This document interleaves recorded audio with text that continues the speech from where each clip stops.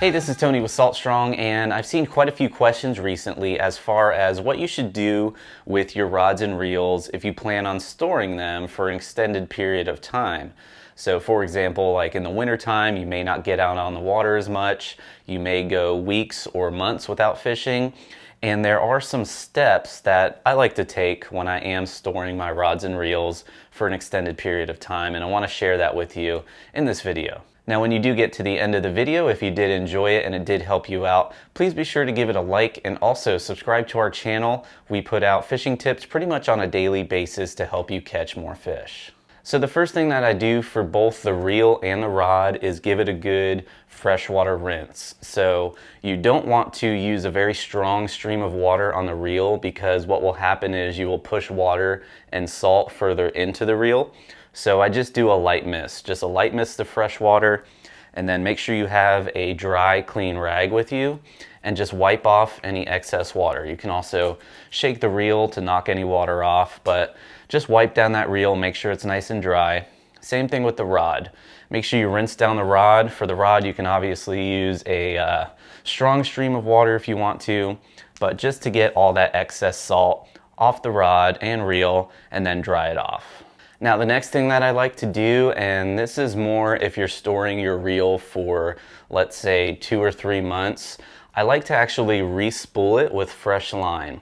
What can happen with old line, if it's on there, is that salt and water can hold into the line, especially deeper into the spool, and that can cause some corrosion issues on your spool. So I'll put fresh line on there, make sure you clean off the inside of the spool before you put the new line on. That way you're ready to go next time you go out on the water. Next, I will use a spray lubricant to pretty much coat any metal components that are on the rod itself, and also any moving parts that are external on the reel. So just to go through each step here, the products that I like to use, you can use either corrosion-x.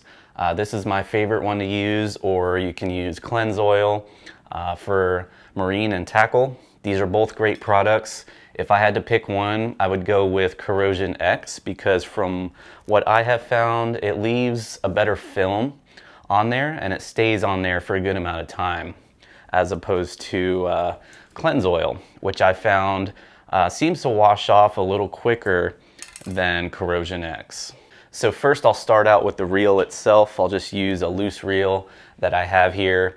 And basically you want to get some of that lubricant into any of the moving parts. So the actual area where the reel handle meets the actual metal part of the handle, that spinning area, I'll just do a light little spray in there, let it soak in.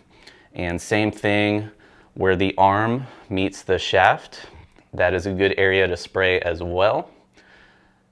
Any of those moving parts, just spray it down. Also, what I like to do is take the reel handle off, like so. Either if it's a screw off type, or you may have to unscrew the other side and take it off. And I will just spray a little bit inside the body of the reel and that bearing.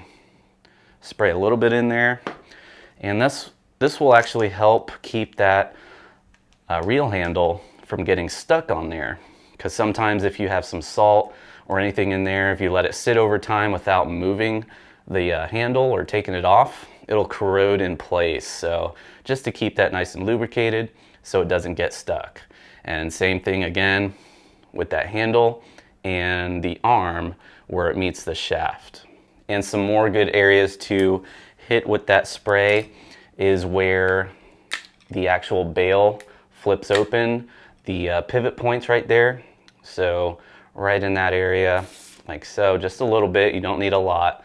A little bit goes a long way with this stuff, because it'll seep into the area you're spraying. Just let it sit there for a bit. Also, the line roller, that is a good area to put some of this spray on as well. So we'll just hit that again, just a little bit. And then once you have it all lubricated and sprayed up, you can wipe off the excess like so. And also, what I like to do is just rub down the entire reel with that lubricant. You can either spray it onto the rag or the reel itself. What I like to do is actually just spray it onto the rag, because again, you don't need a lot. Spray a little bit onto the rag and then wipe down the entire reel with that corrosion-x. And again, it leaves a nice film on there to help protect the outside of the reel. And there you go. Now next up is the rod. The rod doesn't take too much work because there aren't any internal parts or anything where you have to worry about salt and stuff getting stuck in there and corroding over time. So first thing is the reel seat. The reel seat, I like to, again, use the same lubricant, the corrosion-x, spray it onto a rag and pretty much just rub down that entire reel seat, unscrew the locking mechanism, make sure that's nice and loose, get some lubricant, spray in there as well, wipe it down, and then tighten it up. What I like to do also, going back to the reel, make sure your drag is loose. Set your drag loose, you don't want it tight. And also with your reel seat, make sure those screw or locking nuts are loose as well. Because if they're too tight and if they corrode, they're gonna get stuck. If they're loose, they're less likely to get stuck and you'll be good to go. So again, reel seat, wipe it down with the corrosion-x. And then the next thing are the guides. With the guides, I will spray the corrosion-x onto a rag and just wipe down the guides. Also the inserts, doesn't damage them. And do that with each guide and they are good to go. Now lastly, this comes down to the hook and the lure. Usually when I get off the water, I will take the soft plastic off of the hook. That will just save the life of the hook because salt can get stuck in between the hook and where the soft plastic meet, where that hook goes into the soft plastic, and it can corrode your hook. So at the end of the day, I like to take the soft plastic off and just put it away. If it's still good to use, try not to damage it. Just take it off the hook, put it back in the packaging, and then just put your hook back on the hook keeper. And when I do store my rods, I like to keep the line pretty loose. I don't like it tight on there because if it's too tight, it'll keep tension on that rod, and some rods will actually get warped if your line is too tight. And also the hook keeper can get rusty and your hook can get rusty on there as well. So just keep it nice and loose. You don't need it tight when you're storing it for an extended period of time. So hopefully these tips can help you out if you do plan on storing your rods and reels for an extended period of time. Again, just give it a quick rinse with fresh water, dry it off with a rag, get all that excess water off of your rod and reel. And as far as your reel goes, if you're going to store it for a good amount of time, let's say 2-3 months or more, I like to respool it with fresh line, clean off the inside of the spool, and then spray down any external moving parts on the reel with some type of spray lubricant. Again, I highly recommend corrosion-x.